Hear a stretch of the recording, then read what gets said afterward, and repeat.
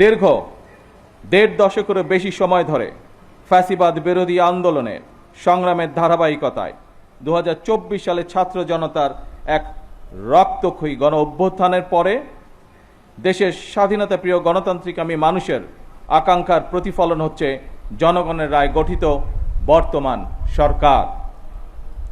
বছরের পর বছর ধরে অসংখ্য হামলা মামলার শিকার, নিপীড়িত নির্যাতিত অধিকারহারা মানুষ বর্তমান গণতান্ত্রিক সরকারের সময় শান্তি এবং নিরাপত্তা চায় জনগণ। দেশের জনগণের শান্তি এবং নিরাপত্তা নিশ্চিত করা আপনাদের কার্যক্রম, অর্থাৎ পুলিশের ভূমিকার উপরেই সবচেয়ে বেশি নির্ভরশীল।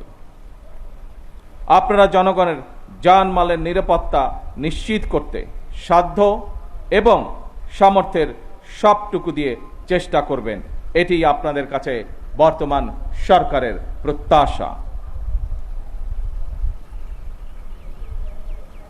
উপস্থিত অফিসার এবং পুলিশ বাহিনীর সদস্যবৃন্দ, ত্রয়োদশ জাতীয় সংসদ নির্বাচন প্রমাণ করেছে বাংলাদেশ পুলিশের পক্ষে দক্ষতা এবং পেশাদারিত্বের সঙ্গে দায়িত্ব পালন সম্ভব।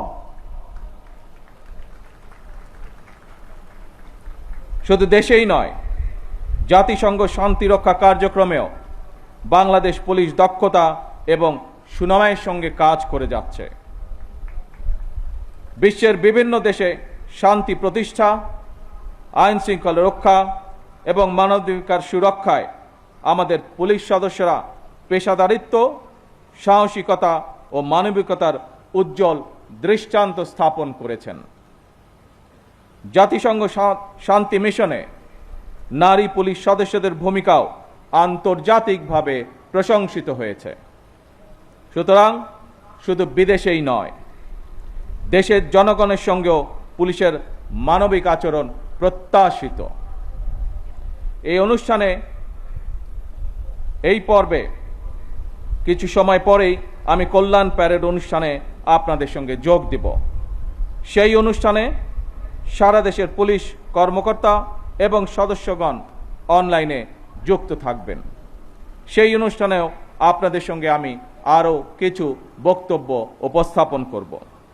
এই প্যারেডে অংশগ্রহণকারী পুলিশ এবং র্যাবের যেসব কর্মকর্তা এবং সদস্যগণ নিজেদের দক্ষতার প্রমাণ রেখেছেন, যারা এমন একটি মনোমুগ্ধকর আয়োজন সুন্দরভাবে সম্পন্ন করেছেন, আপনাদের প্রত্যেককে ধন্যবাদ এবং অভিনন্দন জানাই। বাংলাদেশ পুলিশ সপ্তাহ ২০২৬-এর সার্বিক সাফল্য কামনা করছি। আল্লাহ হাফেজ। বাংলাদেশ জিন্দাবাদ।